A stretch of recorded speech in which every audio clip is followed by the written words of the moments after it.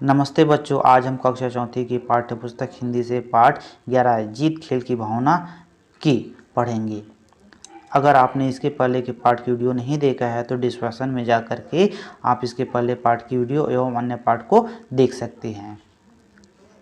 तो चलिए देखते हैं जीत खेल की भावना की। खेल में हार जीत लगी रहती है, जीतने हारने की दृष्टि से खेल नहीं खेलना चाहिए। खेल में अच्छा खेलने की, मिलजुल कर खेलने की भावना प्रमुख होनी चाहिए। हारने पर ना तो जीतने वाले टीम से ईर्ष्या की भावना होनी चाहिए और ना जीतने पर हारने वाली टीम को नीचा दिखाने की भावना होनी चाहिए। तो हम जब भी खेल खेलते हैं तो इस प्रकार से खेलना चाहिए कि हमको केवल खेल खेलना है और खेल की भावना होनी चाहिए। जीतने पर ना तो हारने वाली टीम को नीचा दिखाना चाहिए तथा हारने पर जीतने वाली टीम से ईर्ष्या करना चाहिए। तो देखते हैं किस पाठ में किस प्रकार से बात बताई गई है। प्रधान अध्यापक जी के ऑफिस के आगे भीड़ लगी हुई थी। कुछ लड़कों ने सुरेश को इतना मारा था कि उसका सिर फूट गया था। सब इस बात को जानते थे कि यह काम महेश और उसके साथियों का है। सुरेश और महेश की दुश्मनी पूरे स्कूल में जाहिर थी, मगर बात इतनी बढ़ जाएगी कि इसकी किसी को उम्मीद न थी। प्रधान अध्यापक जी के बहुत पूछने पर भी सुरेश ने महेश का नाम नहीं बताया। प्रधान अध्यापक जी ने एक बार फिर पूछा, बताओ सुरेश, यह किसका काम है? उसे जरूर सजा दी जाएगी। तो पाठ में देखते हैं, अध्यापक जी के ऑफिस के सामने भीड़ लगी रहती है और कुछ लड़कों ने सुरेश को इतना मारा था कि उसका सिर फट गया है, जिसके कारण से सुरेश को खून आ रहा है और उसके खून हो गया है। तो सभी जानते थे यह काम महेश का है और महेश और उसके साथियों का है।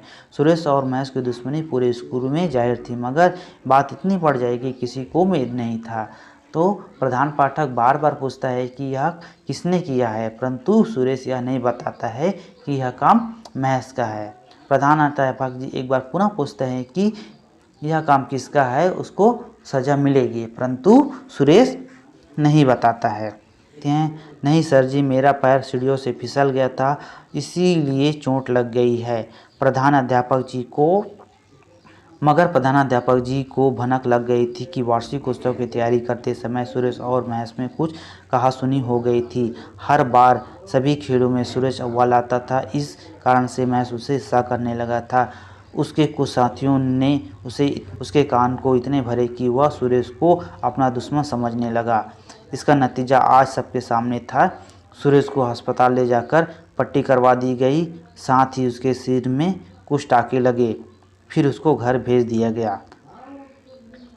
अब प्रधानाध्यापक जी को बार बार पूछने पर भी सुरेश ने किसी का नाम नहीं बताया। तो सुरेश ने क्या कहा? सुरेश ने कहा, नहीं सर जी, मैं सीढ़ियों से फिसल गया था, इसलिए मुझे चोट लग गई। तो प्रधानाध्यापक जी को इस बात की भनक पहले से लग गई थी कि यह काम महेश का है, क्योंकि वार्षिक उत्सव की तैयारी करते समय सुरेश और महेश में कुछ कहासुनी हो गई थी। हर बार सभी खेलों में सुरेश अव्वल आता था, जिसके कारण से महेश सुरेश से ईर्ष्या करने लग गया था, है ना। और महेश के कुछ साथियों ने महेश के कान इतने भरे कि वे सुरेश को अपना दुश्मन समझने लगा था। इसका नतीजा आज सबके सामने है कि सुरेश का सिर फटा हुआ है और उसको हॉस्पिटल ले जाकर पट्टी करवा दी गई तथा सिर में कुछ टाँके भी लगे। उसके बाद उनको पट्टी लगाने के बाद उनको घर भेज दिया गया। दूसरे दिन हाल खचाखच भरा हुआ था, क्योंकि प्रधान अध्यापक जी ने विशेष मीटिंग बुलाई थी। वातावरण एकदम शांत था। प्रधान अध्यापक जी बोले, कल हमारे स्कूल में जो घटना हुई है उससे मुझे बहुत गहरा आघात पहुंचा है। मुझे दुख है कि हमारे स्कूल की शिक्षा को कुछ छात्रों को सही ढंग से ग्रहण नहीं किया है। महेश और उसके साथियों के चेहरे पीले पड़ गए। उन्हें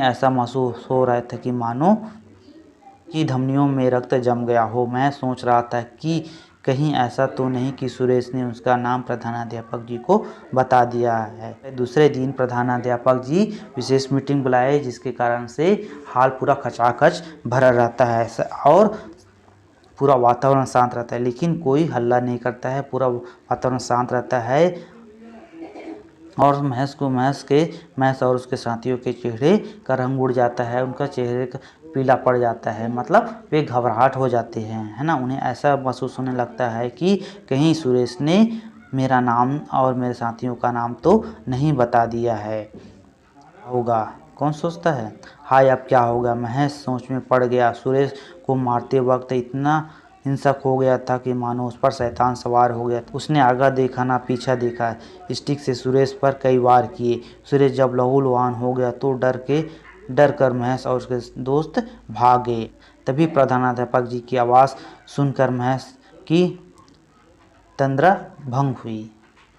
वे कह रहे थे, मगर सुरेश ने मेरे बहुत पूछने पर भी उस छात्र का नाम नहीं बताया जो इस हालात में पहुंचाने का जिम्मेदार है। यदि वह छात्र अपनी गलती स्वीकार कर लेता है तो उसे कोई सजा नहीं दी जाएगी, अन्यथा पता चलने पर उसके खिलाफ सख्त कार्रवाई की जाएगी। महेश सोचने लगता है, हाय रे ये क्या हुआ। महेश सोचे पड़ गया है ना। सूरज को मारते समय वह इतना हिंसक हो गया था कि उसे आगे पीछे कुछ भी नहीं सोचा और उन्हें स्टिक से यानी डंडे से कई वार कर दिए, जिसके कारण से सूरज का सिर फट गया और वह लहूलुहान हो गया। जब सुरेश लहूलुहान हो गया तो महेश डर के मारे भाग गया, है ना। तभी प्रधानाध्यापक की आवाज़ सुनाई दी और महेश जो सोच रहा था वो तंद्रा भंग हुई, मतलब वो जो सोच रहा था वो उसका टूटा। और वे कह रहे थे कि मगर मेरे सुरेश के कहने पर भी बार बार उस छात्र का नाम नहीं बताया, जिसके कारण से सुरेश की यह हालत हुई। अगर वह छात्र स्वयं जिम्मेदारी लेकर के यह बता दे कि उसने सुरेश को मारा है तो उनको कोई सजा न दिया जाएगा, ऐसा कह रहा है। अगर वह छात्र नहीं बताता है और मुझे पता चलता है तो उस छात्र के खिलाफ सख्त कार्रवाई की जाएगी। इस प्रकार से प्रधानाध्यापक कह रहे थे। अब आगे देखते हैं। एक बात और प्रधानाध्यापक जी थोड़ा रुक कर आगे बोले, इस बार वार्षिक उत्सव का खेल रद्द किया जाता है। खेल अगर आपस में सहयोग और प्यार की भावना से खेलने में असफल रहता है तो इसका कोई फायदा नहीं। ऐसे आयोजनों का जो आपस में ईर्ष्या द्वेष की भावना को जन्म देती है। खेल अगर खेल की भावना से खेला जाए तभी अच्छा है। अच्छा, आप सब जा सकते हैं। सभी छात्रों का उत्साह ठंडा पड़ गया। उधर महेश के मन में उथल पुथल मची हुई थी। वह गलिन के कारण स्वयं से भी नजरें नहीं मिला पा रहा था। वह सोच रहा था कि सुरेश चाहता तो उसे सजा दिला सकता था। फिर उसने मन ही मन अपनी गलती स्वीकार की और प्रधानाध्यापक जी के पास जाकर पहुंचा। सर मुझे माफ़ कर दीजिए, मैं ही सुरेश की इस हालत के जिम्मेदार हूँ, कहते हुए महेश की आंखें से आंसू निकल पड़े। अब प्रधानाध्यापक जी ने इस प्रकार शब्द कहते हुए कहा कि एक बात और। प्रधानाध्यापक जी बोले कि एक बार और, इस बार वार्षिक उत्सव का खेल रद्द किया जाता है, क्योंकि अगर खेल की भावना से न खेला जाए और इसमें ईर्ष्या द्वेष की भावना आ जाए तो इस प्रकार के खेल की कोई आवश्यकता नहीं है। अतः इसलिए वार्षिक उत्सव को इस बार रद्द किया जाता है। इससे सभी छात्रों की उत्साह ठंडा पड़ गया। महेश के मन में उथल पुथल मची हुई थी। वह अपने आप को गलीन महसूस कर रहा था और प्रधान पाठक की और अन्य छात्रों से नज़रें नहीं मिला पा रहा था। वह सोच रहा था कि अगर सुरेश चाहता तो उसका नाम बता सकता था, परंतु उसने ऐसा नहीं किया। महेश मन ही मन अपनी गलती को स्वीकार किया और प्रधानाध्यापक के पास जा पहुंचा और कहने लगा, सर मुझे माफ़ कर दीजिए, सुरेश की हालत की जिम्मेदार मैं ही हूँ। यह कहते हुए महेश की आंखों से आंसू निकल पड़े। अब देखते हैं आगे।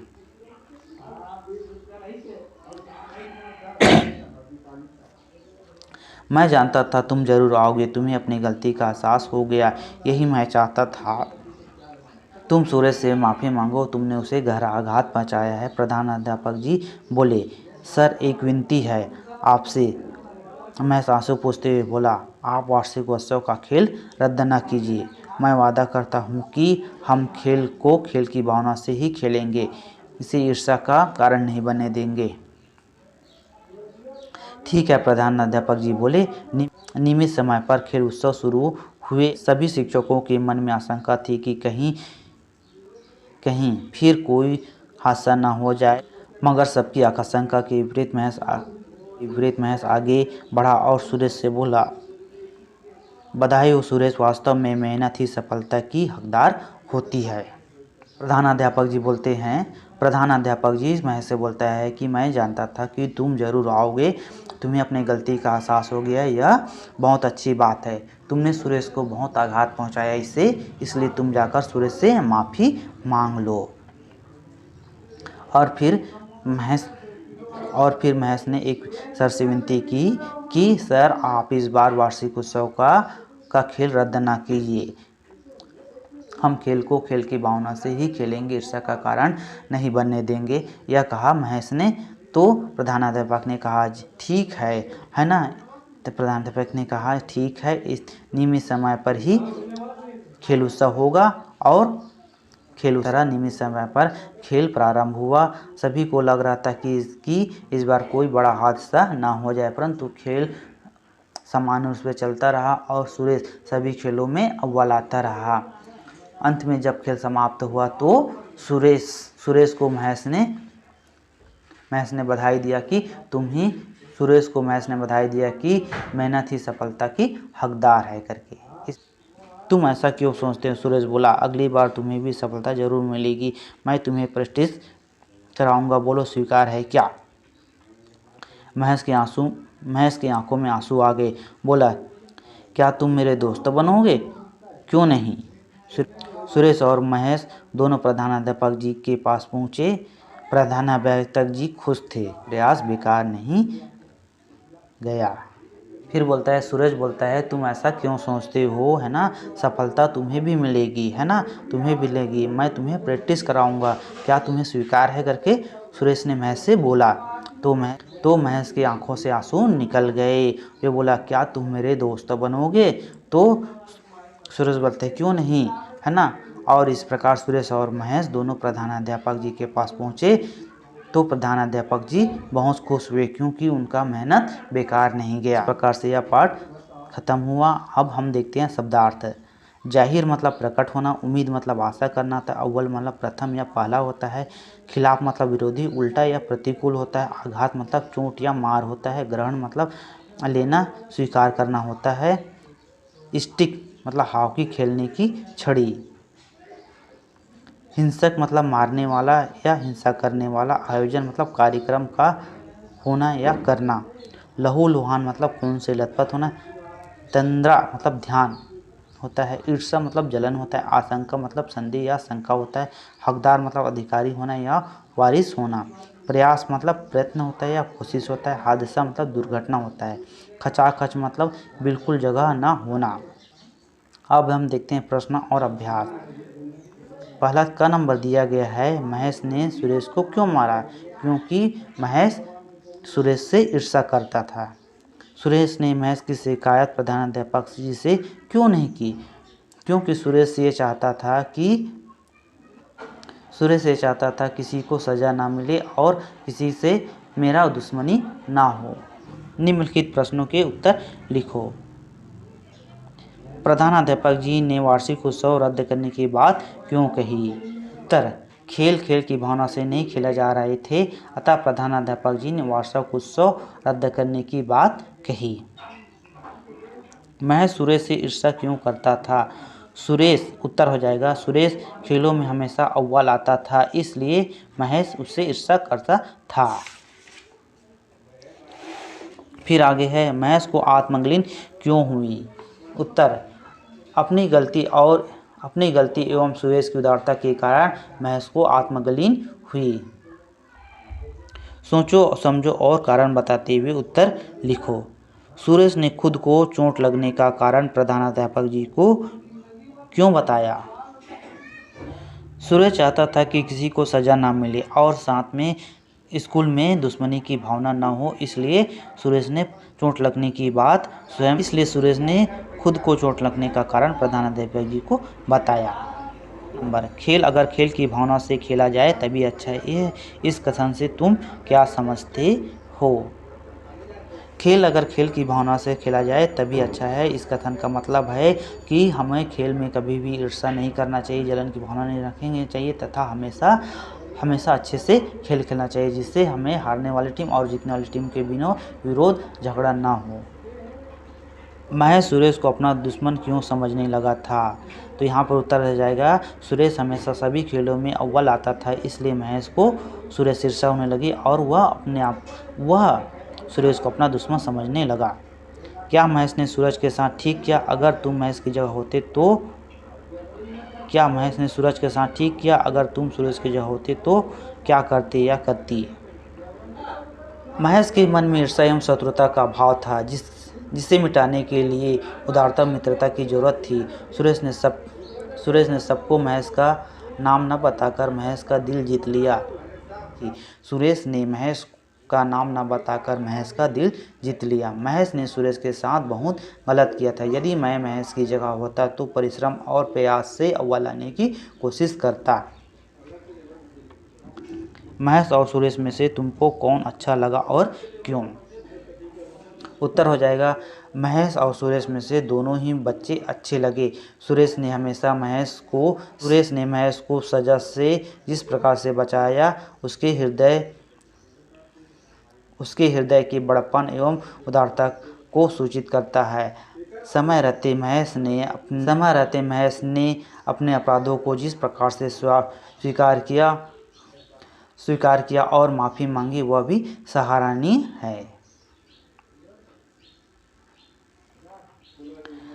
अब प्रश्न नंबर 3, कहानी को पढ़ो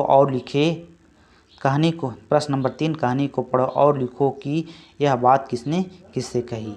का नंबर, यह किसका काम है, उसे जरूर सजा दी जाएगी। यह किसने किससे कहा? यह किसका काम है, उसे जरूर सजा दी जाएगी। यह प्रधान पाठक ने बच्चों से कहा। ख नंबर, अगली बार तुम्हें भी सफलता जरूर मिलेगी, मैं तुम्हें प्रैक्टिस कराऊंगा, बोलो स्वीकार है, सुरेश ने महेश से कहा। ग नंबर, मैं वादा करता हूँ कि खेल की भावना से ही खेलेंगे, इसे ईर्ष्या का कारण नहीं बने देंगे। यहाँ पर महेश ने प्रधानाध्यापक जी से कहा। अंगा नंबर, मैं जानता था कि तुम जरूर आओगे, तुम्हें अपनी गलती का एहसास हो गया, यही मैं चाहता था, यह प्रधान पाठक ने महेश से कहा। फिर है खाली स्थान। प्रश्न नंबर 4, खाली जगह में क्या भरा जाएगा, कहानी पढ़कर लिखो। नंबर, सुरेश और महेश की दुश्मनी पूरे स्कूल में जाहिर थी, तो यहाँ पर खाली स्थान में क्या आ जाएगा, स्कूल आ जाएगा। ख नंबर, प्रधानाध्यापक जी के ऑफिस के आगे खाली स्थान लगी थी तो भीड़ लगी थी, तभी प्रधानाध्यापक जी की आवाज़ सुनकर महेश की तंद्रा भंग हुई। यहाँ पर आ जाएगा तंद्रा आ जाएगा। ग नंबर, खेल अगर खाली स्थान की भावना से खाली स्थान खेला जाए तभी अच्छा है, तो यहाँ पर आ जाएगा खेल अगर खेल की भावना से ही खेला जाए तभी अच्छा है। इस भाषा तत्व और व्याकरण है ना, भाषा तत्व व्याकरण में पहला दिया गया है, निम्नलिखित मुहावरों का अर्थ लिखो और वाक्य में प्रयोग करो। भनक लग जाना मतलब होता है जानकारी लग जाना, तो वाक्य में प्रयोग है, रामदास को अपनी बीमारी की भनक लग गई थी। कहा सुनी हो जाना मतलब विवाद हो जाना, वाक्य में प्रयोग, महेश और सुरेश में कहा सुनी हो जाती थी। अब है आगा देखा ना पीछा, तो आगा देखा ना पीछा देने का मतलब होता है बिना सोच विचार के, तो वाक्य में प्रयोग हो जाएगा, सुरेश को मारते वक्त महेश आगा देखा ना पीछा। चेहरे का पीला पड़ जाना मतलब डर जाना, महेश और उसके साथियों के चेहरे पीले पड़ गए। कान भरना मतलब भड़काना, के साथियों ने उसके इतने कान भरे कि सुरेश को अपना दुश्मन समझने लगा था। शैतान सवार हो जाना, अत्यधिक क्रोधित हो जाना, वाक्य में प्रयोग हो जाएगा, सुरेश को मारते वक्त महेश इतना हिंसक हो गया था कि मानो उस पर शैतान सवार हो गया था। पढ़ो और समझो। महेश के मन में उथल पुथल मची हुई थी। महेश गलिन के कारण महेश ने भी नजरें नहीं मिला रहा था। महेश सोच रहा था कि सुरेश चाहता था तो महेश को सजा दिला सकता था। फिर महेश ने मन ही मन महेश की गलती स्वीकार की और महेश प्रधानाध्यापक जी के पास पहुंच गए। तो यहाँ पर देख रहे हैं जो बार बार नाम आ रहा है उसी को ही हम क्या कहते हैं, संज्ञा कहते हैं। तो क्योंकि यहाँ पर जो शब्द बार बार आ रहा है वो थोड़ा ठीक नहीं लग रहा है, जो खटक रहा है पढ़ने में, इसको संज्ञा, नाम को ही हम संज्ञा कहते हैं। जैसे यहाँ पर लिखा देखो, महेश के मन में उथल पुथल मची हुई थी। महेश गलीन के कारण महेश से नजरें नहीं मिला रहा था। तो यहाँ पर जो महेश शब्द आया है यही क्या है, संज्ञा है। और हम अगर महेश के नाम के स्थान पर वह अगर लगा देते हैं तो उसको हम सर्वनाम कहते हैं। जैसे कि यहाँ पर देखो, अर्थात नाम के स्थान पर अन्य शब्दों का प्रयोग करते हैं, उसी को ही हम सर्वनाम कहते हैं। नंबर 3, नीचे लिखे वाक्यों को बहुवचन में परिवर्तित करके पुनः लिखो। तो ये हो जाएगा, देखो, बकरी चना खा गई। तो बकरी चना खा गई क्या हो जाएगा, बकरियां चने खा गई। अब हो जाएगा चरवाहा भैंस चराने गया। तो यहाँ पर हो जाएगा चरवाहा भैंस से चराने गया हो जाएगा। छात्र का उत्साह ठंडा पड़ गया। तो यहाँ पर अगर छात्रों का उत्साह ठंडा पड़ गया हो जाएगा। फिर लिखा है लेखक ने कहानियाँ लिखी। तो लेखक ने कहानियाँ लिखी हो जाएगी। पढ़ो और नंबर, महेश ताज़ा फल लाया। सुरेश 5वीं कक्षा में पढ़ता है। रेनू सुंदर लड़की है। रेखा ने थोड़ा पानी पी लिया। सलमा ने 1 लीटर दूध मांगा। इन वाक्यों में ताजे, 5वीं, सुंदर, थोड़ा, 1 क्रमशः फल, कक्षा, लड़की, पानी और दूध की विशेषता बता रहे हैं। तो संज्ञा और सर्वनाम के गुण, दोष और संख्या, मात्रा आदि बताने वाले शब्द को विशेषण कहते हैं। तो जैसे यहाँ पर नाम में क्या आ जाता है, महेश हो गया, सुरेश हो गया, नाम हो गया। और नाम के जब दूसरे शब्द का प्रयोग कर रहे हैं तो उसको क्या कहते हैं, सर्वनाम कहते हैं। और सर्वनाम या संज्ञा की विशेषता या गुण दोष को बताते हैं तो उसी को हम किसे कहते हैं, विशेषण कहते हैं। अब प्रश्न नंबर 4 देखते हैं। निम्नलिखित विशेषण शब्दों का प्रयोग करते हुए खाली जगह भरो। तो दिया है क नंबर, महेश खालिस्तान मीटर कपड़ा लाया। तो यहाँ पर आ जाएगा 10 मीटर। है राजेश के पास खालिस्तान फल है। राजेश के पास मीठे फल है। रवि खालिस्तान नागरिक है। रवि भारतीय नागरिक है। राहुल खालिस्तान बच्चे को पढ़ाता है। राहुल छोटे बच्चों को पढ़ाता है। इस प्रकार से यह पाठ हमारा समाप्त होता है। वीडियो अच्छा लगा तो चैनल को सब्सक्राइब करिए, लाइक करिए एवं शेयर करिए। धन्यवाद।